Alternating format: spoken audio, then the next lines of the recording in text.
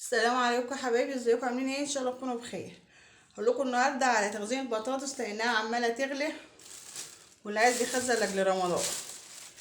احنا بنشتري البطاطسايه يا جماعه اللي فيها طينه سودا، ما تجيبيش البطاطسايه اللي فيها رمله.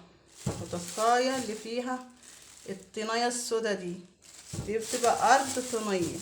ايه، شوفوا كلها فيها طينه سودا ايه، ديت البطاطس اللي تتخزن.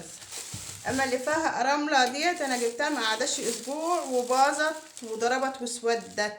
عشان كده بقول لكم على الموضوع ده.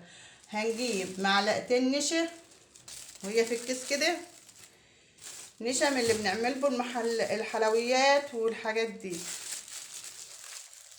وهنمسكهم نعملهم كده. النشا بترطبها وتعيشها اهي، وهي في الكيس كده، ونقلبها تقليبه حلوه كده. شايفين شكلها بقى ايه؟ كلها كده تتعمل في النشا وفي كرتونه حلوه كده، اي كرتونه عندك، وهنقوم مفضيينها فيها كده اهو. نفضيها بقى من الكيس ايه، شوفوا معلقتين النشا ما بتاخدش نشا كتير يعني، وهتفضيها كده اهو.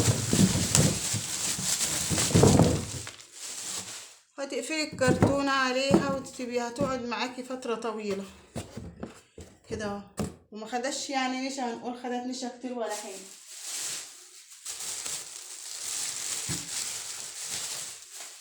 وكده تخزين البطاطس، واشتروها بقى وما تجيبوش اللي فيها الرمله. اللي فيها الرمله عايزين تجيبوها، هي طعمها حلو بس بتعمل ايه، بتبوظ بسرعه، مسافه اسبوع بتلاقيها ضربت واسودت. حتى انا كنت منزلاكم فيديو عن الموضوع ده، وطالبه منكم الدعاء والشفاء، وربنا يقدرنا ان احنا نعمل لكم افعال كويسه.